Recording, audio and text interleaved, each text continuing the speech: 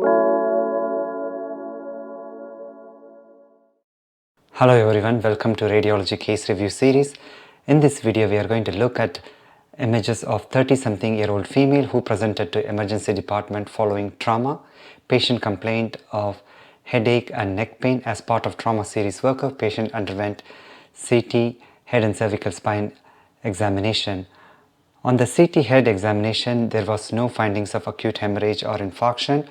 The radiologist who read the scan made an observation that the occipital horns of lateral ventricles are markedly dilated and the anterior aspect of the lateral ventricles had slit-like appearances. As you can see here, the occipital horns of lateral ventricles are dilated. Patient was referred for MRI examination. On the sagittal T1 images, we can again see dilated occipital horns of lateral ventricles.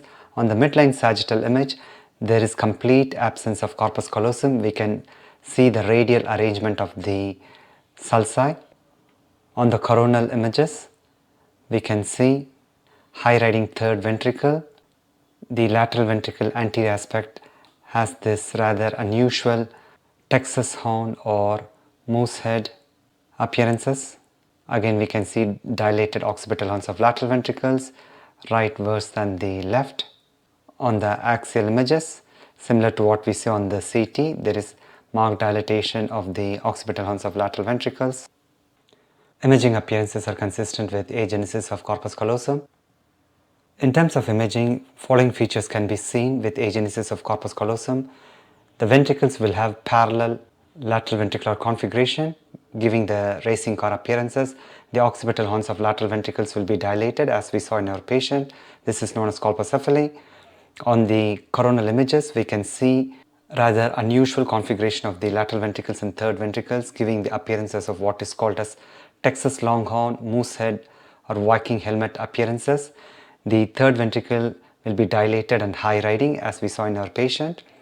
With regards to cortex, the following findings can be seen. We can see bundle of probust, which is the white matter tract which was destined to form the corpus callosum.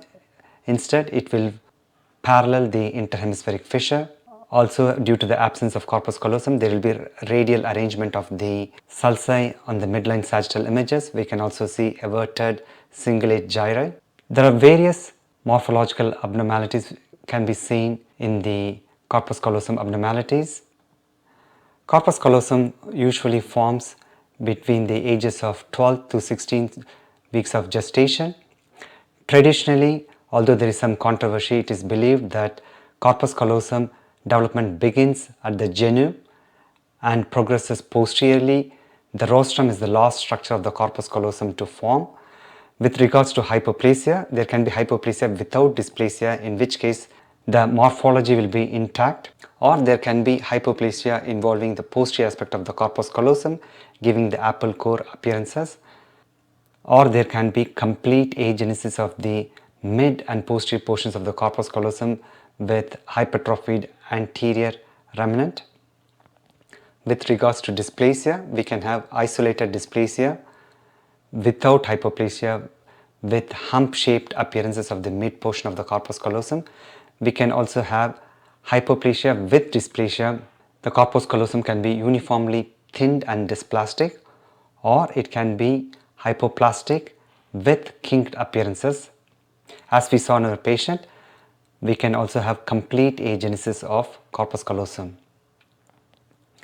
As we saw in our patient, the configuration of the lateral ventricles and third ventricle on the coronal image will appear like moose head, Texas longhorn or Viking head configuration.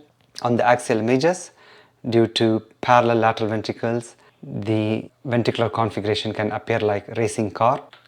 So it is important to recognize colpocephaly and not to mistake it as hydrocephalus.